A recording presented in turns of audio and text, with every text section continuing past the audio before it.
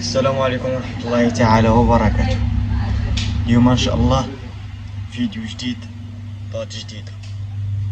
درنا الفيديو السابق جوج فيديوهات على طريقة العجن ديال لاباط نيويورك ستايل بطريقة البوليش.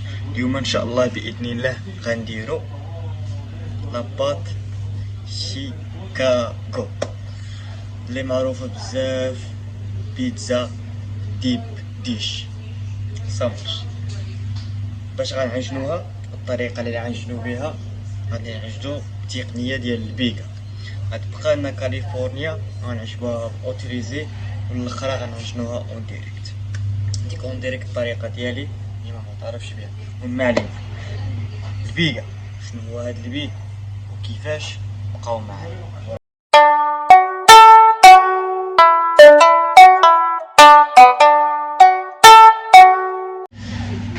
البيكا والبوليش هما كيف غير كل واحد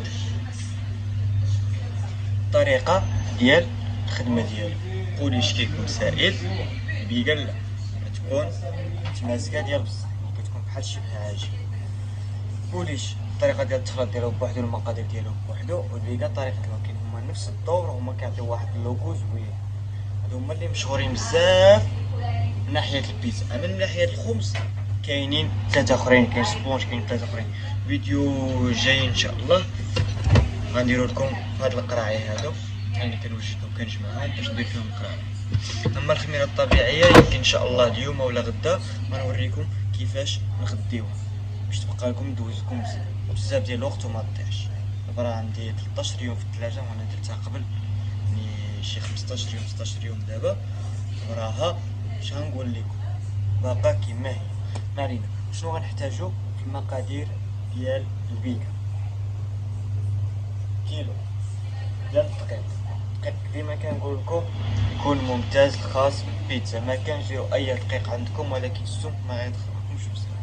المقابل ديالو 500 ميلي لتر ديال الماء ولا 500 غرام، 2 غرام ديال الخميره في كيلو.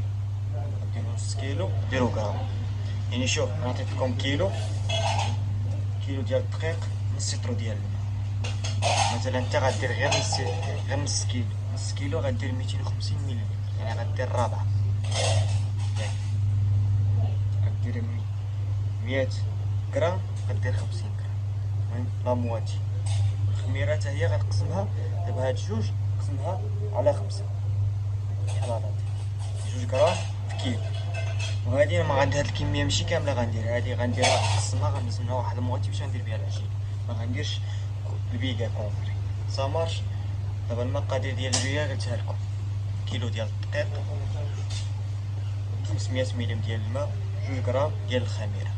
الطريقه ديال التحضير يلاه معايا واسهل طريقه. كنبداو اول حاجه شي بواط، شي علبه، القصعه فين ما عندك البلاصه اللي تعجن فيها، المهم خصك تحطها في شي بواط.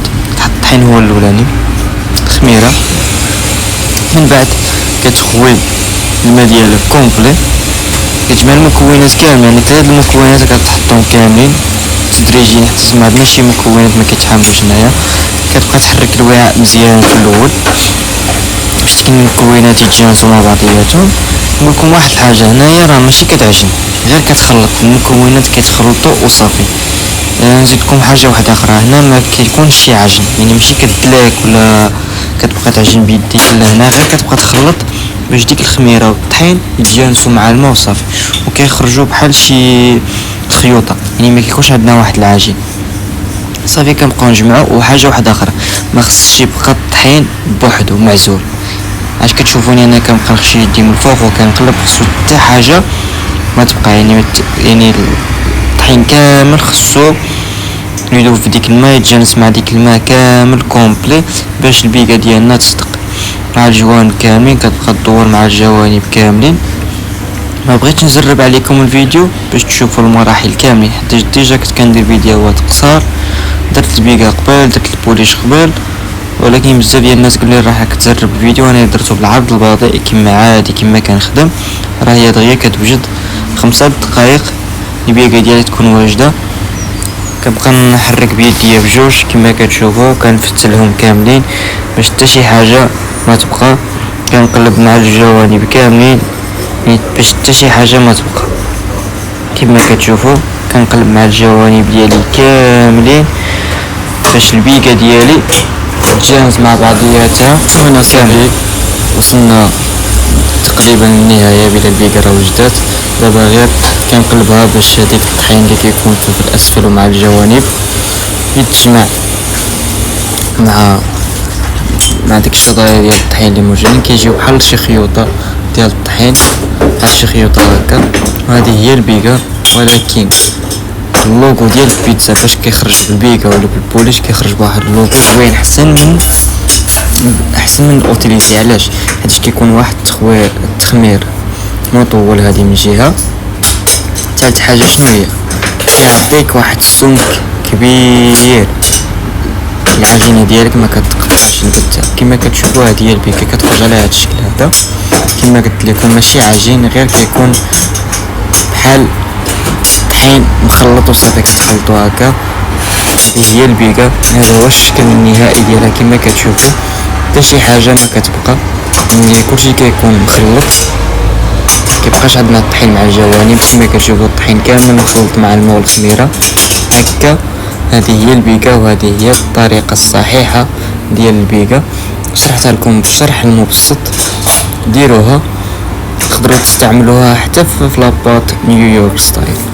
من بعد كنسولفوا ديك لابواط ديالنا وكنخشيوها للثلاجه باش تبقى فيها 48 ساعه على الاقل. تقدر ديرها 24 ساعه، ولكن الا درتي خليتيها 48 ساعه واحد الحاجه نقص الخميره، خليها ترتاح على خاطرها باش تعطيك واحد اللوغو زوين للعجينه ديالك. اي فوالا البيكا ديال هنا حتى لهنا سالات. النتيجه كما كتشوفوا لي هذه ماشي عجن، كيجي بحال هكا بحال هكا. الا بغيتو البيكا ديالكم تخرج 100% وتعطيكم واحد اللوغو زوين في العجينه، هذه غتبقى في الثلاجه 48 ساعه، يومين، وغادي تشوفوا النتيجه. عقلوا عليها كي راها دايره من هنا 48 ساعه، غادي تشوفوا واحد الفرق اللي كبير ديال بصح. دابا هاد البيكا هادي غترتاح في درجه الحراره بين 18 حتى ل 25 بحال العجينه لمده يومين. دابا في الساعه والله ما عرفت، تقدر تكون هكاك شي 11:30 هكاك حتى ل 11:30 يما شنو الاربعاء يمكن خميس الجمعه حتى نهار السبت عاد غادي نخدم فيها ان شاء الله باذن الله.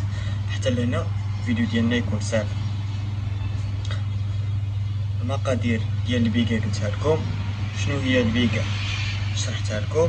الفيديو الجاي ان شاء الله غنديرو لاباط بيتزا ديب ديش شيكاغو بطريقه مبسطه. المقادير اللي غندير فيها ما نقدرش ندير هذه المقدار، هذه راه كاين كيلو 500 شي حاجه حتى الكيلو 600. ما نقدرش ندير هذه كومبلي، غنهز منها غير واحد 200 غرام.